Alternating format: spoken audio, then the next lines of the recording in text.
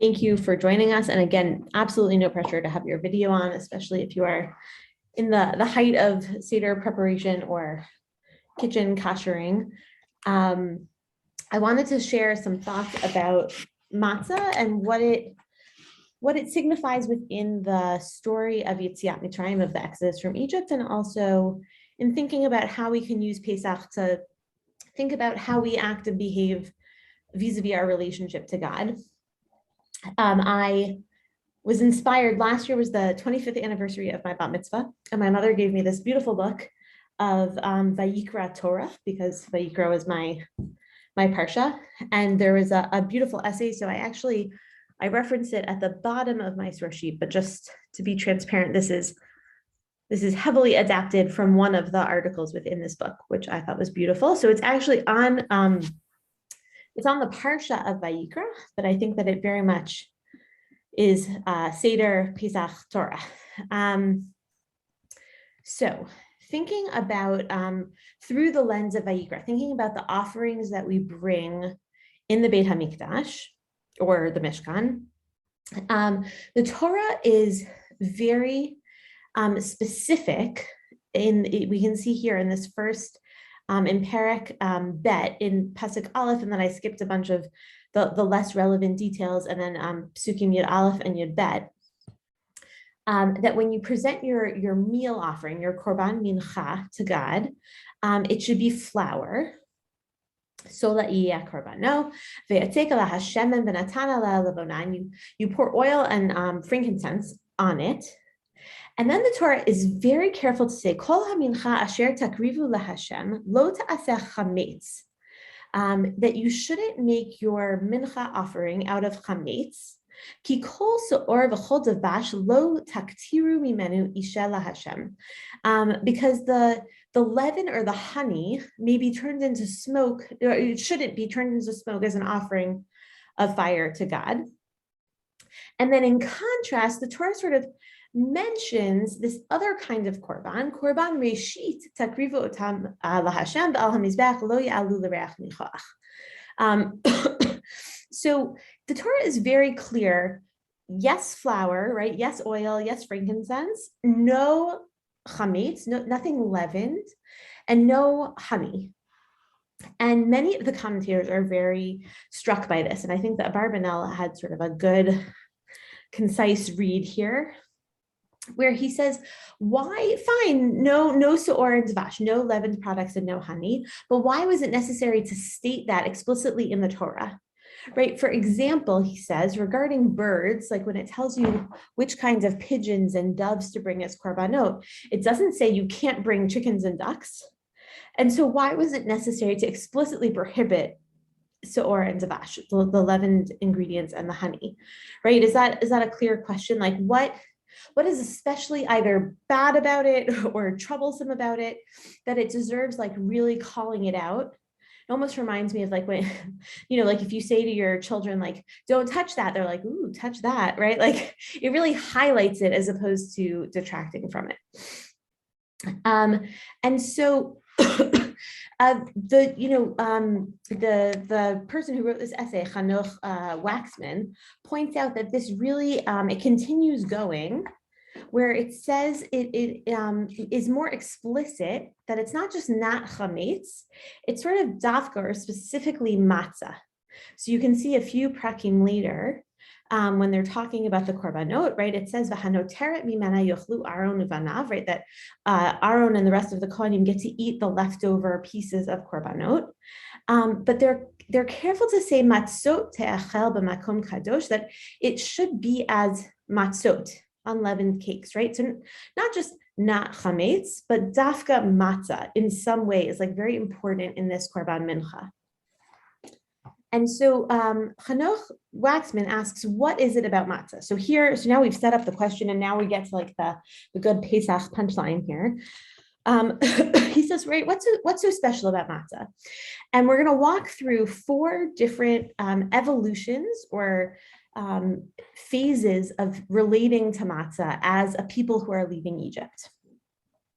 Right, so the first pasuk that references the matzah is v'achlu et habasar balayla hazeh, right? Talking about the korban Pesach, that they should eat that korban that same night.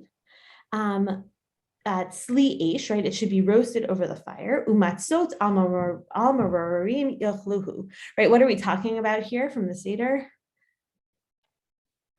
This is like the Hillel sandwich, right? The matzah and the korban, which of course we don't eat the korban now, and the maror, the bitter herbs. And so there's something very, right, he calls it slavery awareness. We're cultivating our slavery awareness. Matzah is the lechem oni, right? It's the bread of the afflicted or the bread of the oppressed. So at our Seder, where our primary objective is that we want to feel, right, kol adam chayav, chayav adam lirot et atzmo ki'ilu hu yatzah mitzrayim, that every person has to somehow feel as though they left Mitzrayim. Eating the matzah is embodying that sort of the bitterness of slavery, the poorness of slavery as part of that.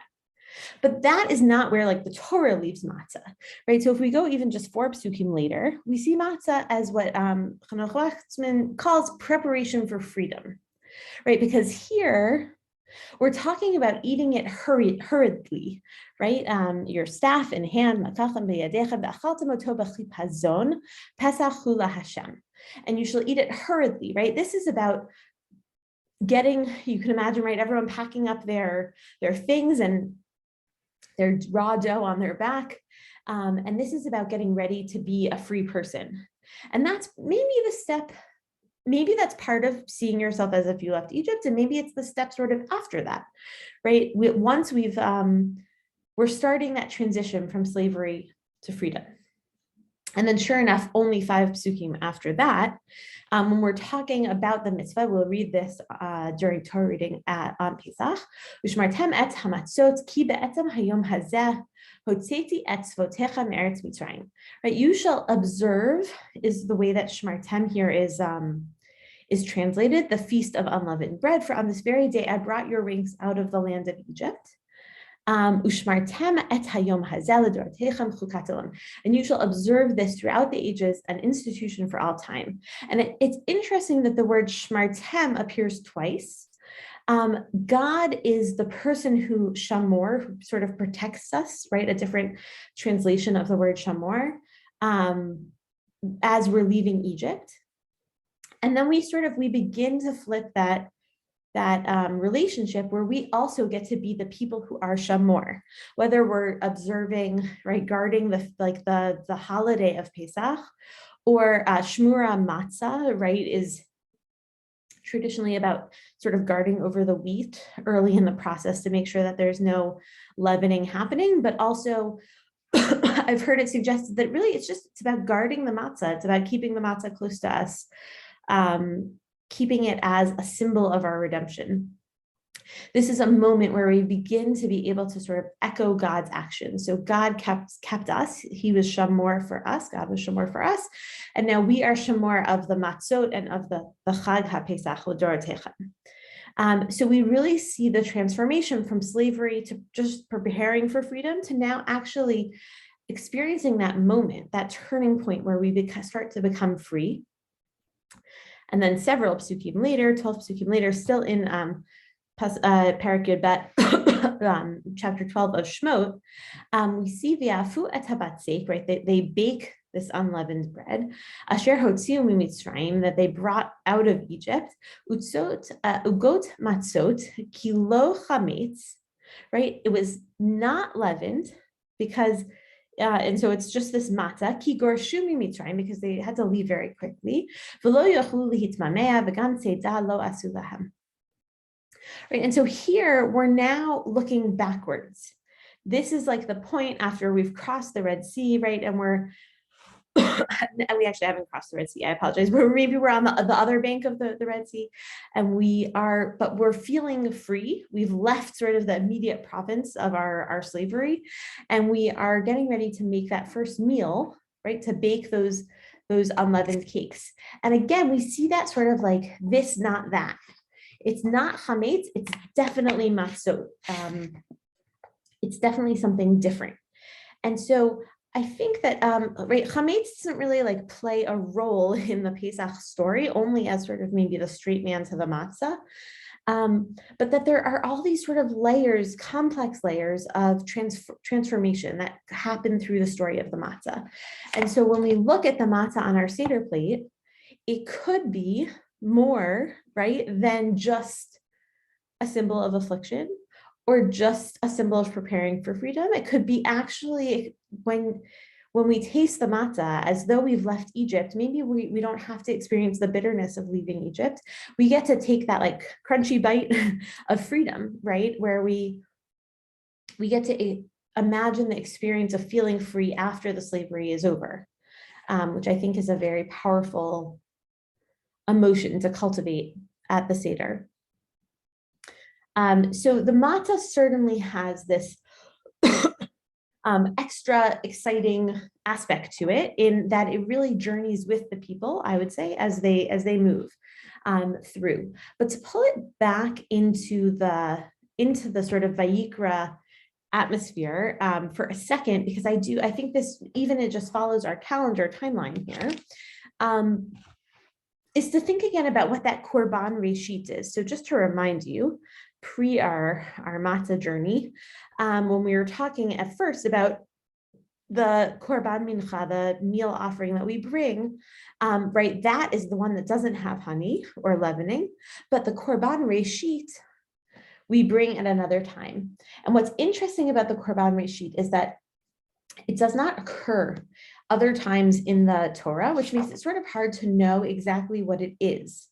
It's sort of a mysterious and never mentioned again, as Chanuch Waxman writes, element to the korbanot process. But perhaps we can link it to, this occurs in Parshat Tzav, to Vayikra Vav, chapter 6, where here we are actually talking about, oops, did I skip over here? Oh no, sorry, I was just in the wrong place.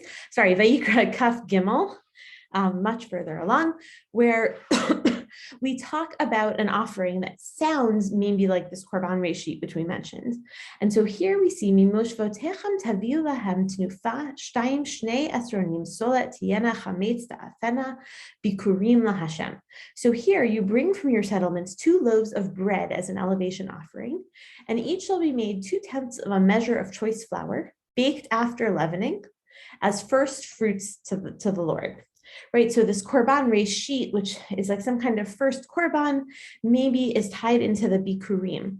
And so this pasuk, or this part of Vayikra is talking about Shavuot, the Shavuot holiday, right? And if you think about the journey from matzah, which is brought as the Korban Tamid, or the Korban Mincha, but references this leaving of Egypt, to the 7-week period where we count, right, the Omer, the 49 days until Shavuot. On Shavuot, our bread has risen. Maybe putting it that way sounds a little bit borrowing from another religion, but our bread has leavened, right? And so there's been a major transformation. We've gone from slavery to preparing to freedom to our moment of redemption to our post-redemption journey. And then after 7 weeks of counting, we have puffed ourselves up into a fully leavened offering. And here it's clear that this offering is going to be chametz, right? And again, it's sort of like in direct contrast to the mincha offering. So I think there's something there about counting the Omer and what process we're sort of embarking on the second night of the Seder, where the first night of the Seder, we are all about the matzah, right? And I think that each phase is like worthy of reflection at the Seder, and I encourage you to bring it up and ask questions. And it would be interesting to me to know what people are which sort of phase people are thinking about when they are eating their matzah. My guess is that it most often is phase 1, sort of that slavery awareness piece, but that there's something very redemptive about the matzah process. And then we spend 7 weeks counting sort of very purposefully and intentionally. And that's our chance to take that time to leaven ourselves, right? Whatever that really means to each individual person, so that when Shavuot comes, we're in a different headspace, right? We're no longer we're not even thinking about cultivating slavery awareness anymore. That's not the role of Shavuot. But I think what is especially beautiful about this article that I read is thinking about what it means that the first korbanot that are given are voluntary offerings, and that they're supposed to be of matzah, right? Like I, at least in my house, think of matzah as like sort of a secondary bread, right? Second choice thing to eat. So on Pesach, we have no choice. And sometimes we save a box of matzah in case we run out of challah, but that's certainly not like our go-to. But there is something go-to about it, right? Because we open the Seder Korbanot, we're still in the book of Vayikra right now, talking about voluntary offerings, and then we move later in the first parsha to talking about the offerings that you bring when you have made a mistake, and those are obligatory Korbanot. And so to think about Korbanot as a way of approaching God and a way of voluntarily approaching God here is like, which of yourselves do you bring to that process? And the answer is the matzah self, right? The matzah self is like about process. It's about evolution. It's about growth. It's about ever changing oneself. It's about not being sort of leavened and puffed up in our lives in a way that allows us to be closer to God. And there's, of course, a space within the world, and certainly within our relationship with God and with other people. I think there's a lot to be learned from expanding this out to Ben Adam l'chaveiro, a person to his friend. But to think about, right, there are places where when we're thankful, right, we bring the best of ourselves, we bring the most puffed up version of ourselves to say thank you, to show what we've gained from the process. But that it's important to remember that when we start, when we're asking for this relationship with God, whether it's at the beginning of our journey as a nation or the beginning of a voluntary relationship with God or a relationship with other people, that bringing our Pesach selves, our matzah selves, is really actually the better way to be. And it allows us to enter into a relationship with humility and with understanding that we're ever changing in our relationships. Maybe we don't think of God as ever changing, but that if we're thinking about this on a human to human level, right, our counterparts are ever changing. And that if we can keep our eye on the process as a positive process, as preparing for freedom, and then getting to have that post-redemptive experience, that it will bring a more honest and open components to our relationships. And I think that is a beautiful message of Pesach, message of the Seder, message of that first crunchy bite that we'll have on Friday night. But I welcome comments, questions, thoughts.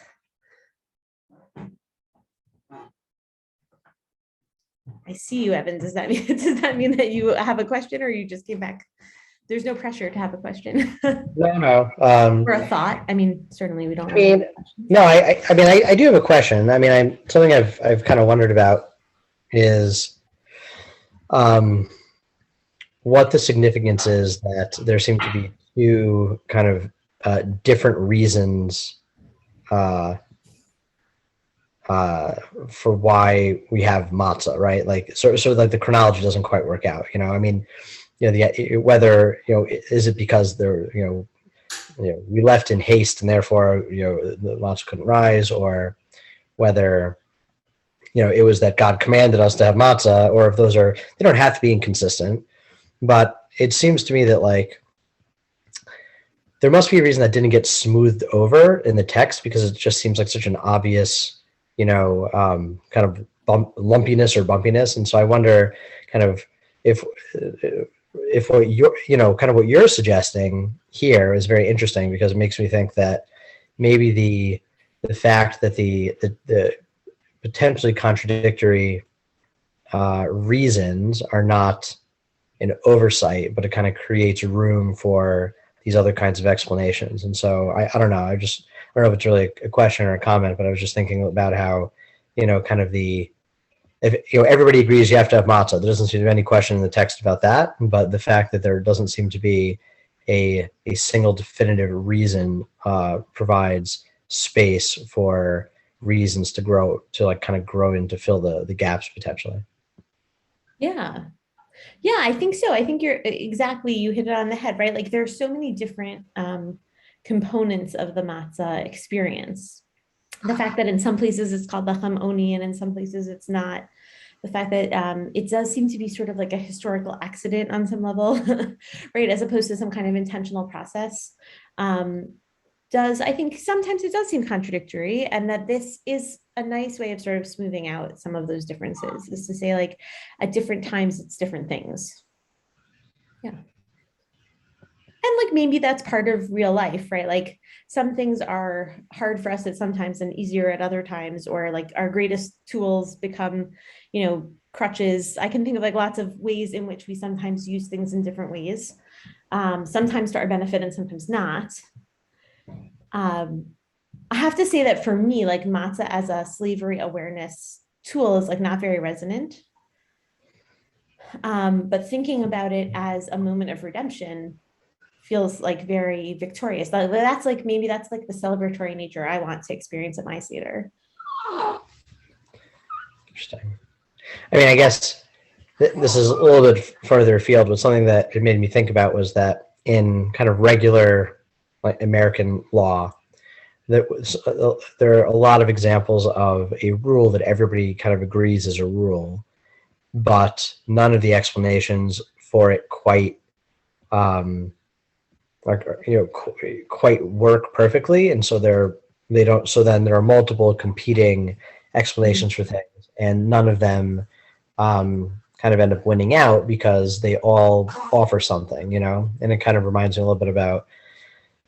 But I think that you sort of gain something, right? Because like once you sort of decide this is what this is the rule, this is the reason, you kind of stop thinking about it and it kind of disappears into the background. But as long as that tension exists, then I think you're able to continue to learn about things. And so we talk, we in sort of American law, we talk a lot more about the things that are not quite uh, easily smoothed out, and it kind of, in sort of like the contradictions keep them from receding into the background. And this kind of reminds me of that, like the potential contradiction creates sort of the opportunity to continue to talk about it in a way that you can't really talk about, like if it was definitive that it was just a historical thing, or if it was definitive that it was just a like a hoax and there was no reason for it, then we would stop talking about it, right?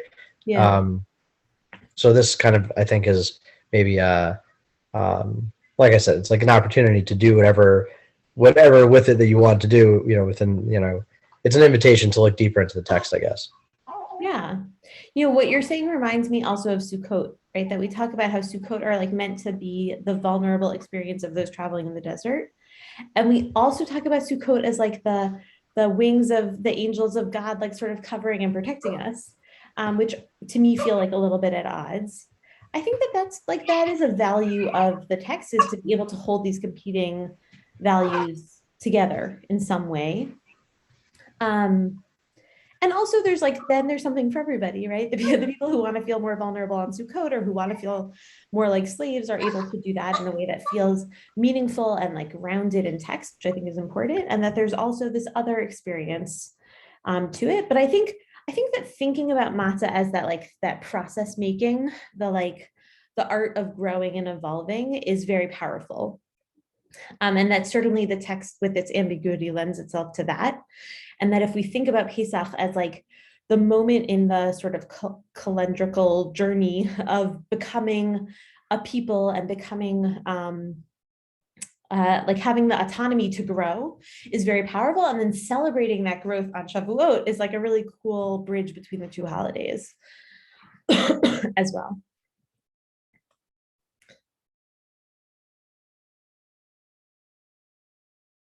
Cool. Does anyone else have anything they want to share or think about? Questions? Wonderful. I hope everyone has an interesting tidbit of Torah, maybe to think about at the Seder. I look forward to hearing about everyone's Sedarim. On Wednesday at our normal Parsha slot, which is from 12:30 to 1, we'll think about how feeling the need to embody ourselves as leaving Egypt might relate to the obligation to say Yizkor on Pesach, to remember those loved ones who have passed. So I welcome everyone to come to that. Otherwise, have a Chag Kasher v'Sameach. It's so lovely to see you guys. Thank you, you too. Thank you so much. Bye, guys. Thank you. Thank you. Bye bye. Have a good one. You too.